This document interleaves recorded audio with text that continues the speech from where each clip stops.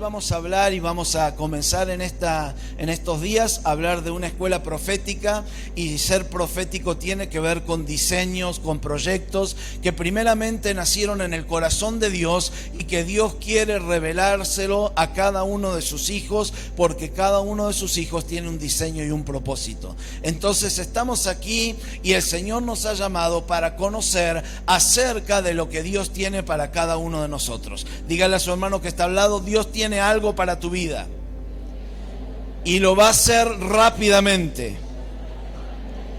Ahora vuélvalo a mirarlo y dígale: y para que sepas, también tiene algo con mi vida y también lo va a hacer rápidamente, y juntos vamos a glorificar al Rey de Reyes. Aleluya, porque para eso es la cosa.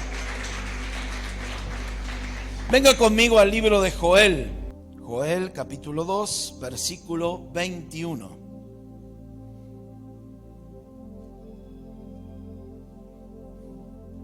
Dice así la palabra del Señor: tierra, no temas, alégrate y gózate, porque Jehová hará grandes cosas.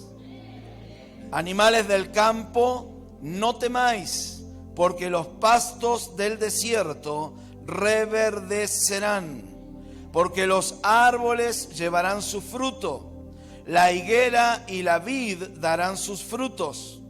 Vosotros también, hijos de Sión, alegraos y gozaos en Jehová vuestro Dios, porque os ha dado la primera lluvia a su tiempo, y hará descender sobre vosotros lluvia temprana y lluvia tardía como al principio. Las eras se llenarán de trigo y los lagares rebosarán de vino y de aceite.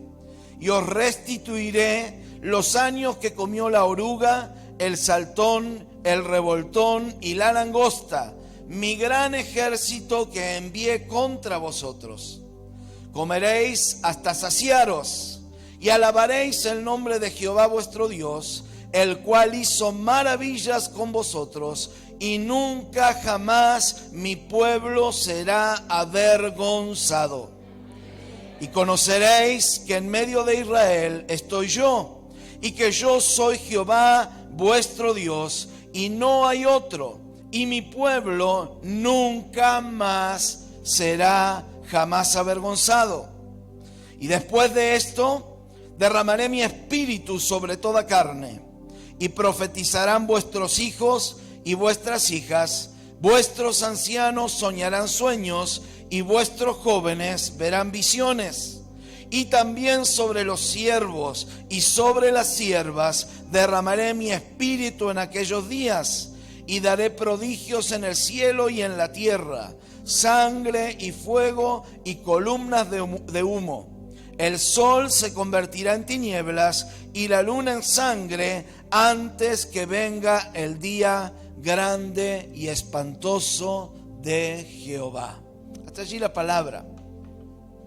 Cuando hablamos de un mover profético, no estamos hablando de algo nuevo ni algo que esté de moda. El tema es que la iglesia del Señor se ha ido formando, y a medida que ha ido creciendo a través de estos 2000 años, Dios se ha ido revelando a su iglesia y dando a conocer diferentes aspectos de la vida espiritual, de la forma de ser de Dios. En esos moveres Dios traía nuevas revelaciones, en esos moveres Dios traía nuevas cosas, en esos moveres Dios traía nuevos movimientos. Y en esos moveres Dios se glorificaba.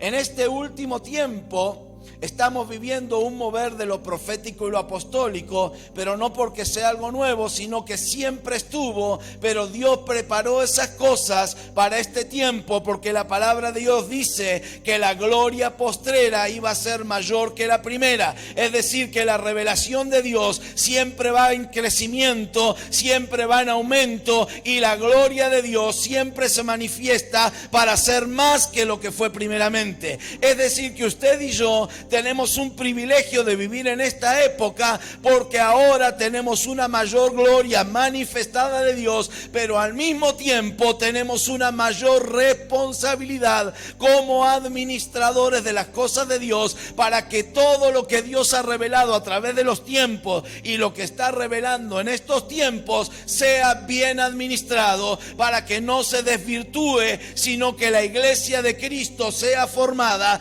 para llegar a la estatura del Cordero de Dios. La palabra de Dios dice en el libro de Efesios que Él constituyó primeramente apóstoles, luego profetas, luego evangelistas, pastores y maestros, pero todas esas funciones y todos esos ministerios están dedicados para que la iglesia de Cristo sea edificada. Es decir, que no están para estar por encima, sino que por el contrario están para estar por debajo, como un fundamento que crea una plataforma para que todos los hijos de Dios sean formados cabalmente, ordenadamente, hasta llegar a la estatura de Cristo. ¿Cuántos pueden decir amén a esto? Entonces, a nosotros nos toca la tarea de entender, comprender y aplicar las revelaciones de Dios para estos tiempos. No podemos ser solamente espectadores, no podemos ser solamente retenedores en la mente. Eso debe transformarse en un rema en nuestras vidas, que fluya vida a través nuestro para manifestar la gloria de Dios a las personas y la gloria de Dios a la creación.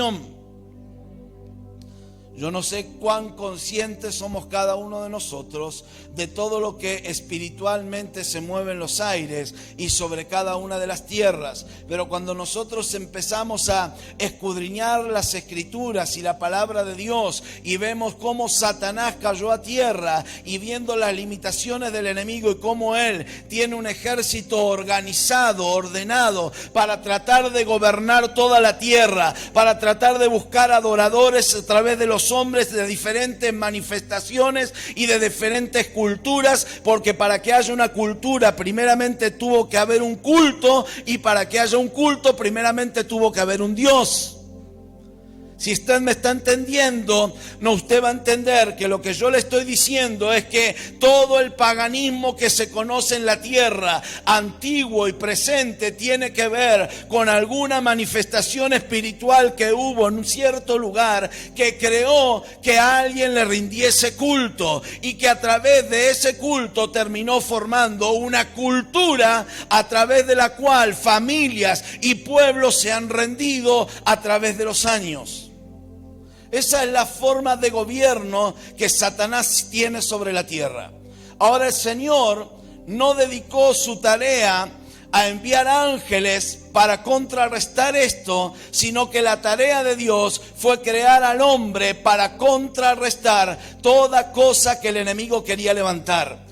Dios creó al hombre con el propósito de que el hombre le alabe, le glorifique, administre y sojuzgue la tierra. Cuando usted va al libro de Génesis capítulo 1 y capítulo 2, nos encontramos con un Dios que es profético, porque Él está hablando y creando las cosas. Dios es totalmente profético, porque profético tiene que ver con traer lo que no está visible a la visibilidad, con que lo que no es palpable a lo palpable, con lo que es espiritual a lo que es natural. Entonces nos encontramos a Dios diciendo: y dijo Dios, y fue hecho. La palabra de Dios es el poder, es la autoridad creativa para llamar de la nada, de lo que no se veía, a lo que se ve. Y lo que Dios ordena en el capítulo 1 y capítulo 2 está relacionado en dos cosas. Dice la palabra que primeramente Dios ordenó los elementos. Dios creó los cielos y la tierra. Dios puso los mares y sus límites. El agua estaba en un lugar llenándolo todo, pero Dios la separó, y separó aguas de arriba de aguas de abajo, y descubrió la tierra. Hasta allí toda es la primera parte de lo profético de Dios, creando elementos. Pero luego Dios pasa a un segundo plano y determina que los elementos comiencen a producir. Le da orden a la tierra de que produzca.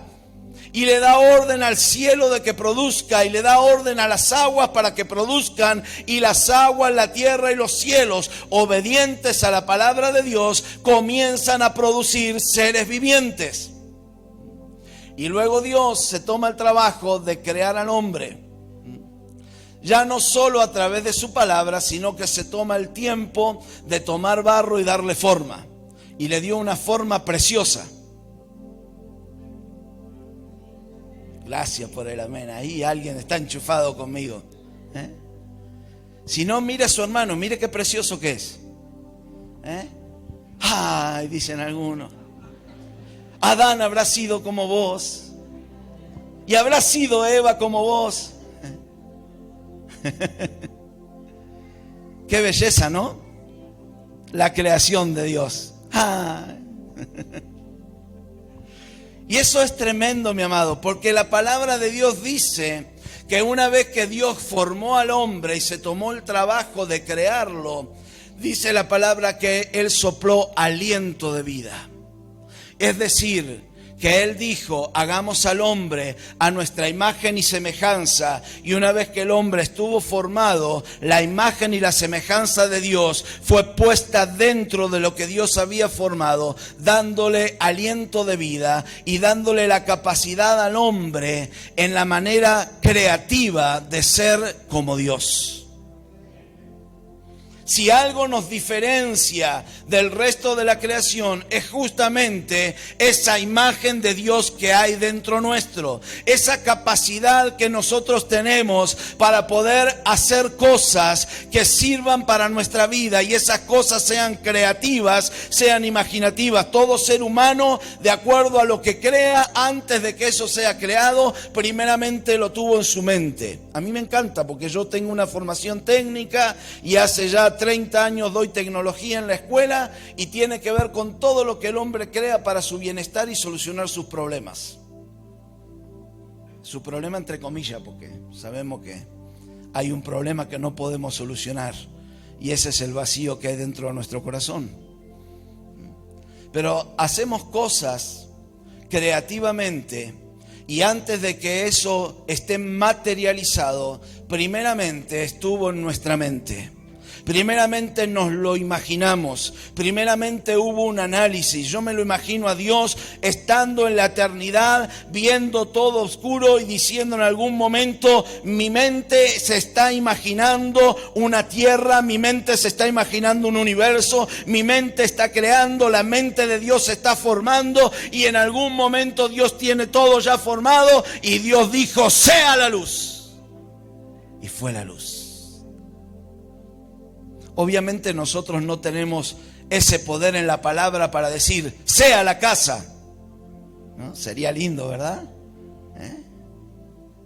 Sea el auto. Bueno, ese poder no.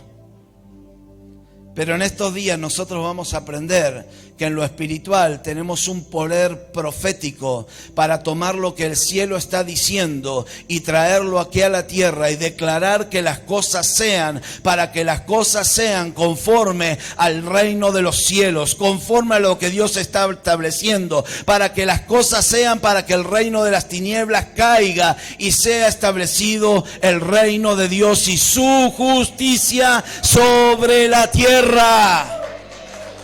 Aleluya. Si le va a dar la gloria a Dios, dele un aplauso fuerte, glorifíquelo a través de sus palmas, dele la gloria, la honra, la alabanza, porque usted no es una persona más, usted no es un cristiano más, usted es parte del ejército de Dios que Dios ha establecido sobre la tierra para arrancar, para sacar y para plantar y establecer lo que tiene que ser.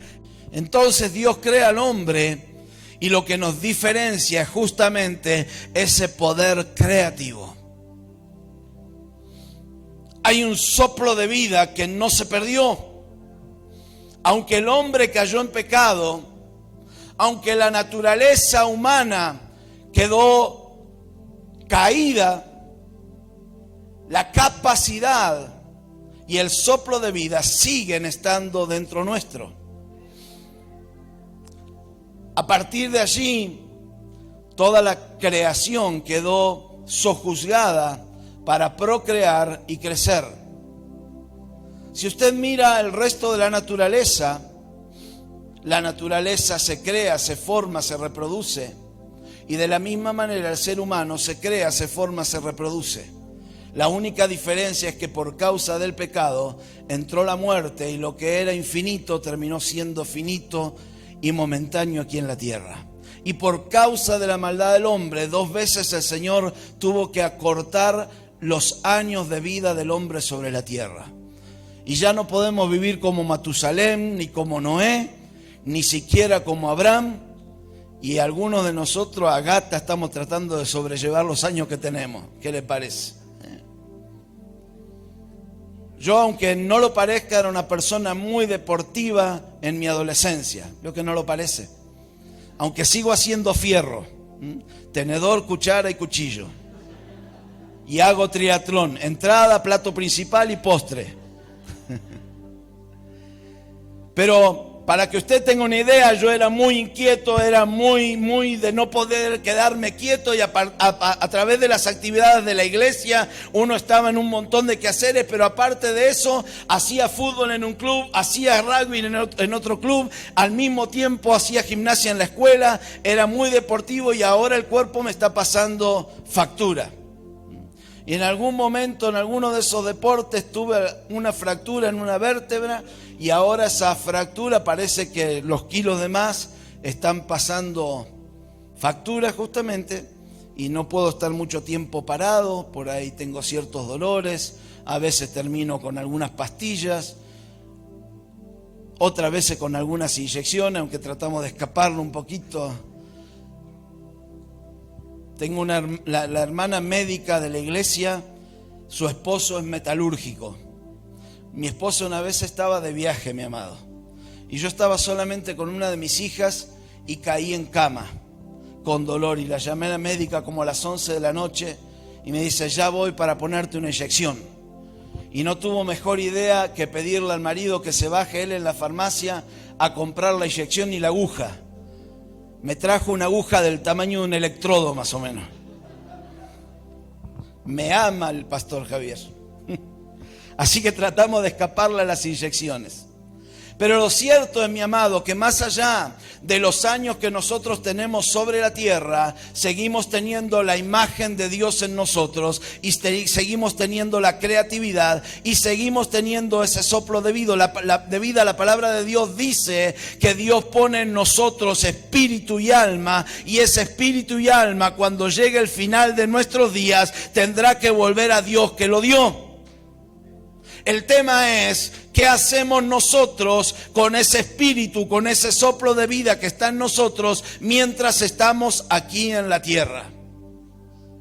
Porque ese espíritu, aunque nace caído por causa del pecado de Adán, es un espíritu que por medio de la obra de Cristo y el poder del Espíritu Santo vuelve a tomar vida, y al tomar vida vuelve a conectarse con el autor de la vida, y al conectarse con el autor de la vida ya no puede quedarse pasivo, sino que comienza a vivir una revelación tras revelación y tiene que crecer para hacer lo que Dios quiere que sea, conforme a lo que Dios lo formó. Dios puso en cada uno de nosotros talentos, capacidades, dones para que usted y yo llevemos adelante la obra de Cristo.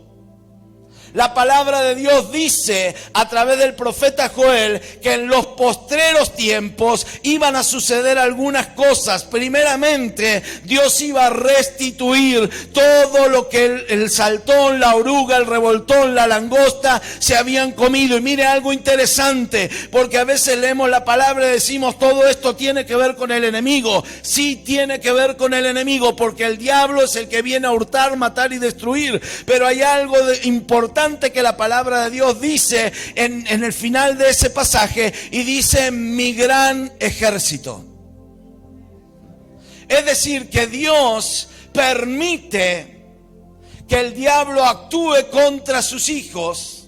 Dios permite que el diablo opere contra los hijos de Dios, por diferentes causas, por diferentes motivos, por diferentes circunstancias, y no importa si esa circunstancia es como la de Job o tal vez mucho mejor, pero lo cierto es que usted y yo tenemos que saber que todo lo que Dios le permite al diablo que haga contra nosotros es para que nosotros vivamos humillados delante de Dios, y para que nosotros, al igual que Job, conozcamos lo que todavía no conocemos acerca de Dios, porque al humillarnos, al salir de nuestra posición de comodidad, es cuando Dios comienza a revelarse en un nuevo nivel y comenzamos a conocer nuevas cosas de Dios, porque los seres humanos tenemos un problema muy grande. ¿Sabe cuál es?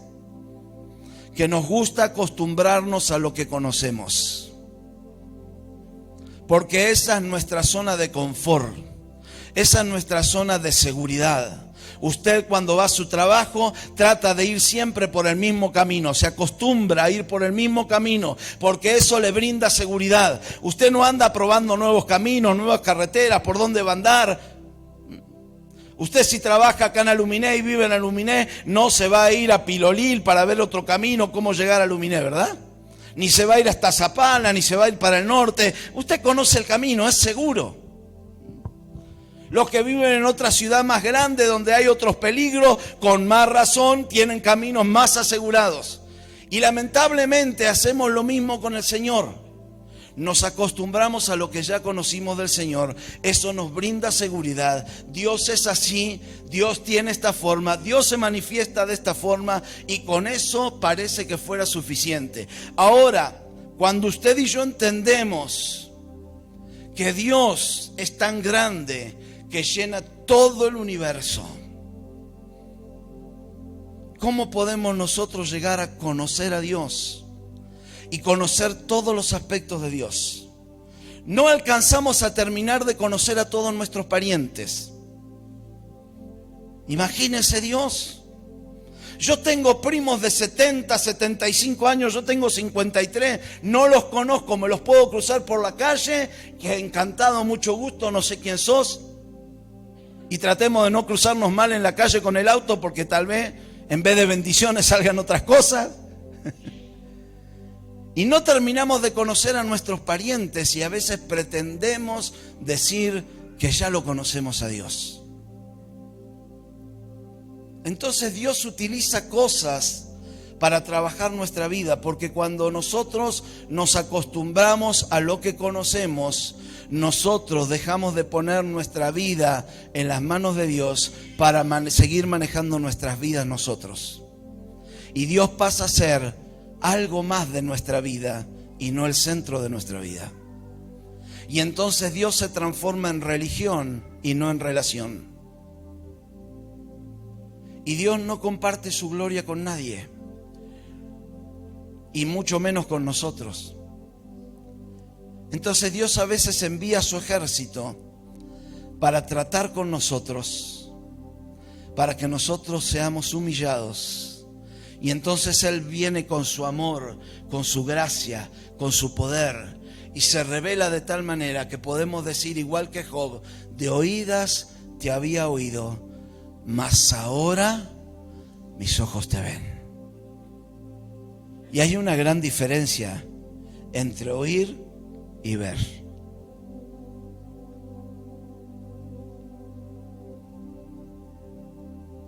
Mientras usted y yo no vemos, generalmente somos llevados.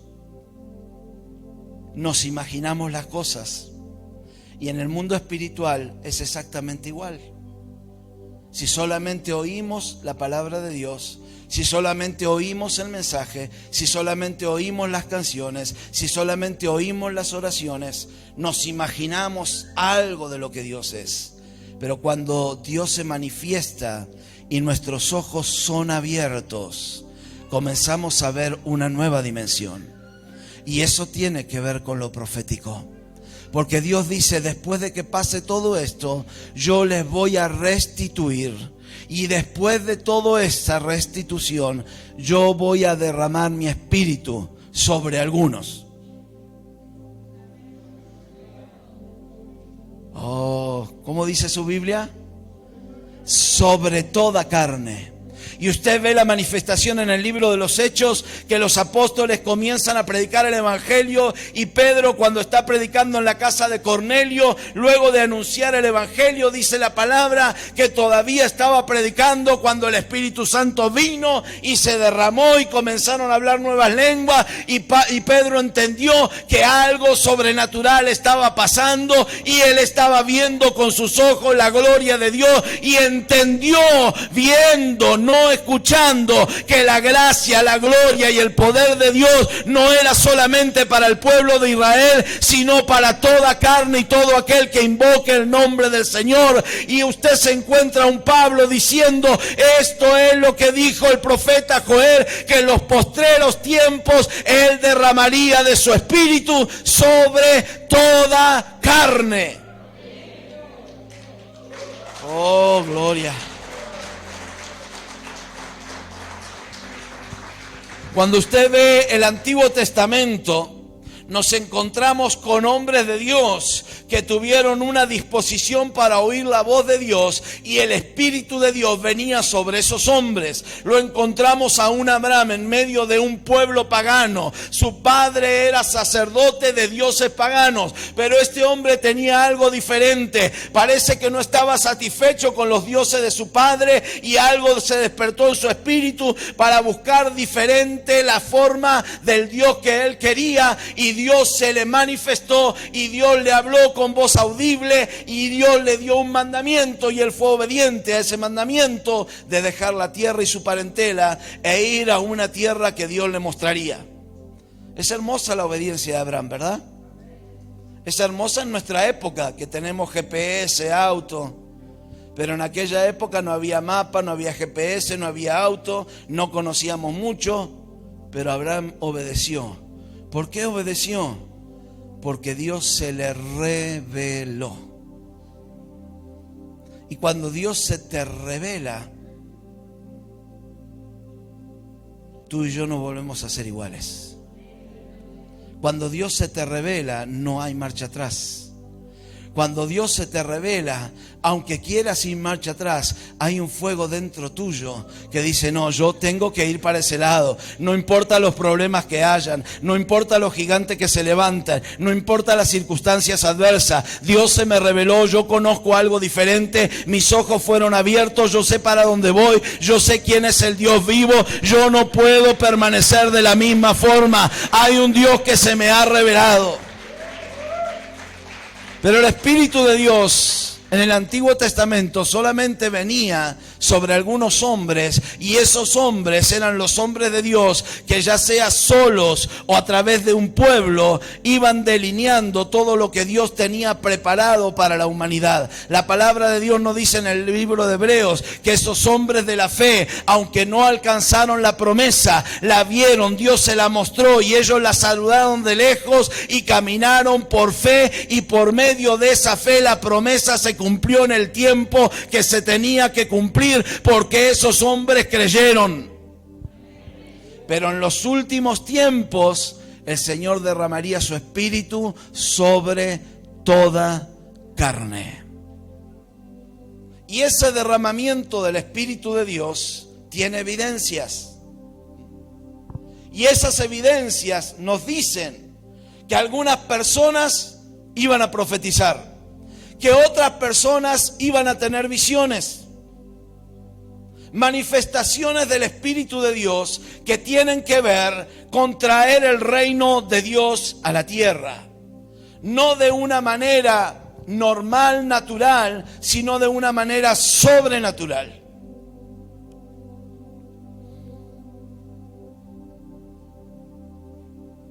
Y usted se quedó muy callado, y a mí ya me dio miedo.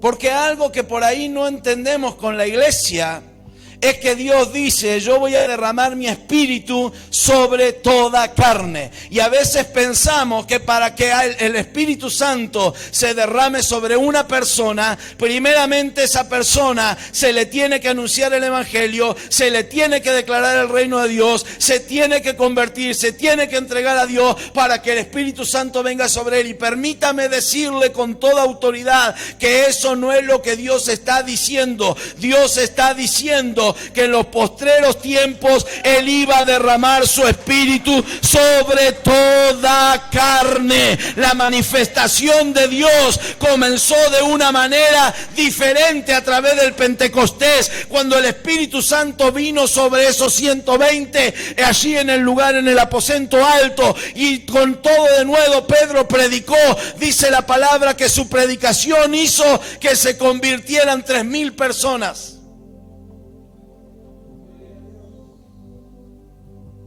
Poder de Dios desatado.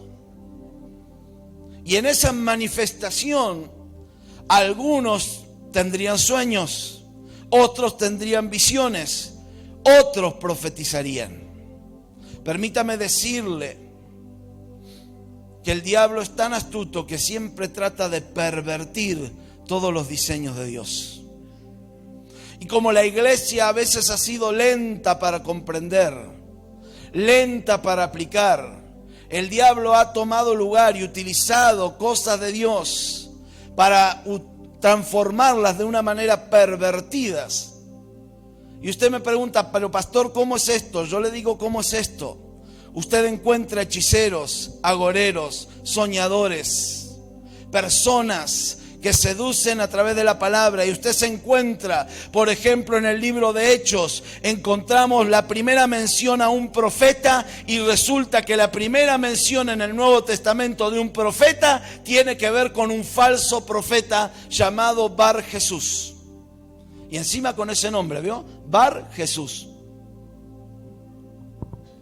¿Qué es lo que hacía este hombre? Trataba de seducir, trataba de engañar, trataba de controlar a la gente de esa ciudad a través de falsas profecías. Es que el diablo siempre ha tratado de imitar. Acuérdese usted que Satanás lo que ha buscado siempre es adoradores, porque él quiere tener el mismo lugar y el mismo privilegio que Dios. Entonces todo lo genuino de Dios, él lo pervierte. Y la iglesia muchas veces por temor ha dejado manifestaciones de Dios para no confundirlas, pensando que son cosas del diablo. Pero en realidad son cosas de Dios que el diablo ha degenerado. Entonces,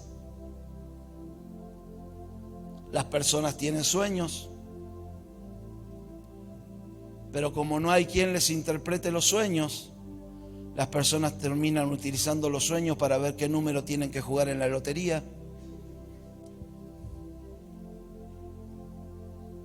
Porque alguien alguna vez, por inspiración demoníaca, empezó a ponerle números a los diferentes sueños. Si sueña con esto está el número, si sueña con aquello está el número, si sueña con lo otro está el número. Y creó una generación de ludópatas, dependiendo de la salvación económica a través de lo que sueño y la interpretación de esos sueños. Lo que no hemos entendido es que el Espíritu Santo se derramó sobre toda carne.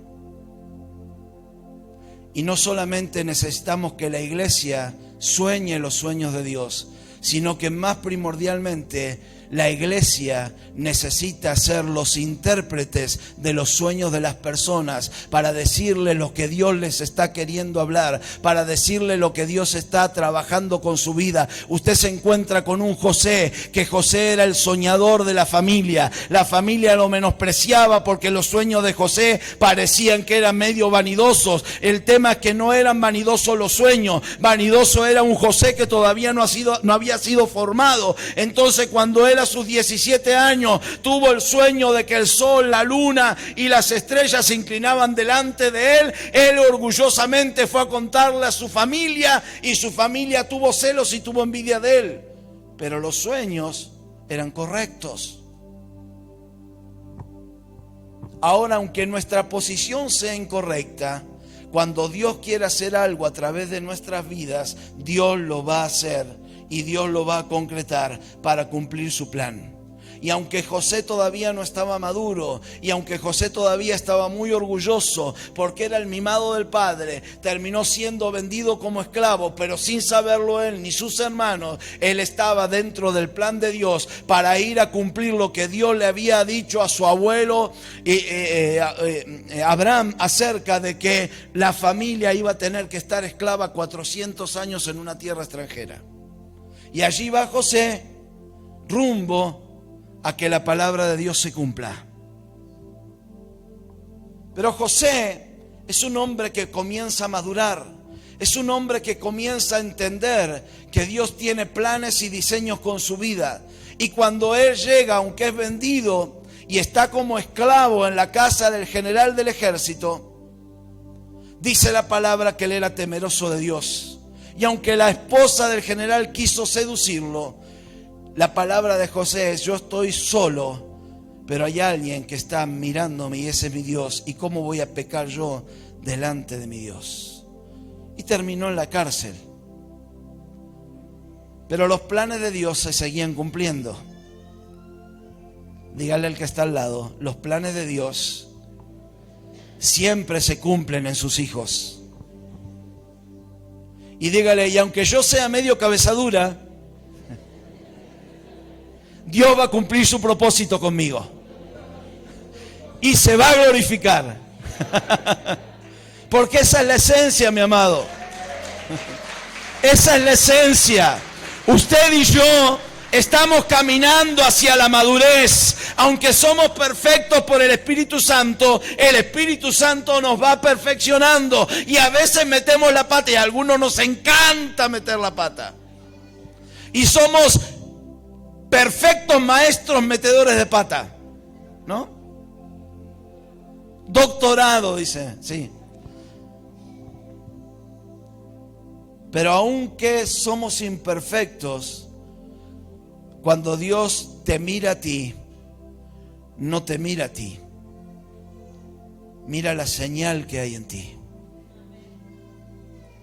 Y Él dice: yo puse un sello sobre mi hijo. Y como tengo planes, y Él entró en mis planes, todo lo que yo tengo planificado se va a cumplir. Aleluya.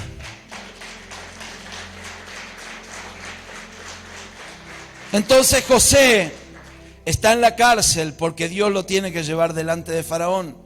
Y Dios utiliza circunstancias que no nos gustan, circunstancias que son adversas, y parece que el copero se había olvidado de José, pero Dios solamente estaba haciendo el tiempo y el impas para terminar de trabajar y tener un hombre completamente humilde y sujeto y sumiso a la voluntad de Dios, para que en ese momento enviar un sueño al faraón, el faraón se olvide del sueño, no haya nadie que se lo interprete, y oh sorpresa, el copero se acuerda.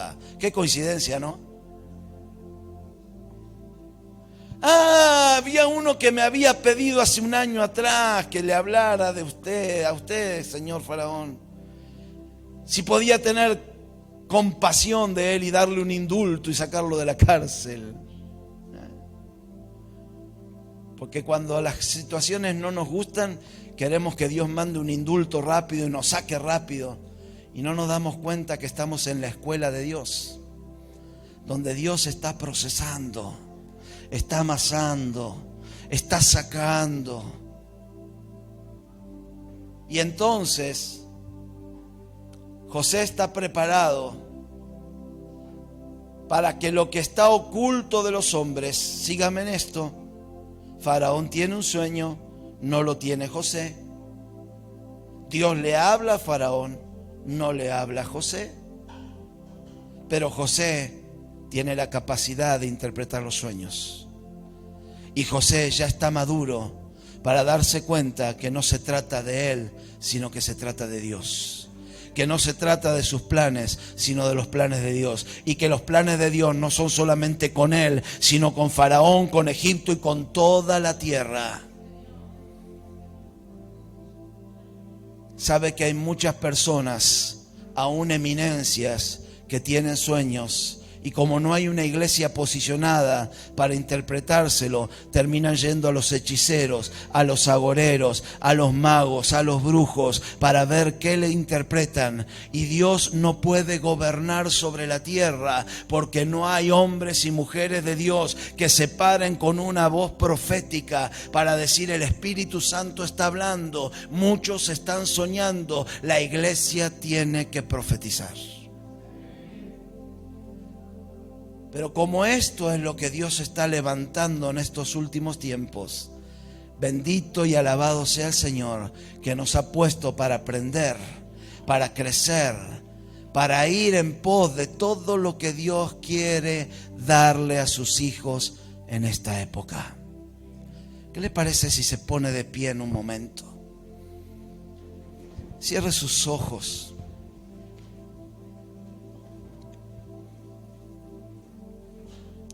Puede tomar allí un tiempo de adoración, de gratitud, de decir: gracias, Señor, porque estamos viviendo este tiempo. Gracias, Señor, porque nos diste vida en este tiempo. Gracias, Señor, porque estás trayendo revelaciones y no me las quiero perder. Quiero ser parte de la iglesia que tú quieres levantar en estos tiempos sobre esta tierra, sobre esta ciudad, sobre la ciudad de la cual vengo. Espíritu Santo de Dios, levante su voz en este momento.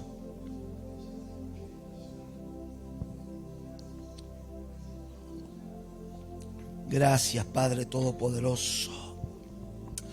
Oh, bendito Rey. Oh, santo, santo, santo. No sé si puede venir la persona que toca la guitarra. Soberano Dios, bendito es tu nombre. Adórele en ese momento, en ese lugar. Algo se va a manifestar en esta hora. Diga: Señor, tú prometiste que tu Espíritu Santo se iba a derramar sobre toda carne, y yo soy parte de esa generación que ha recibido tu Espíritu Santo, Señor. Oh, Espíritu Santo de Dios, bendito es tu nombre. Te alabamos, te adoramos. Digno, digno, digno, digno, digno. Digno eres, Cordero de Dios.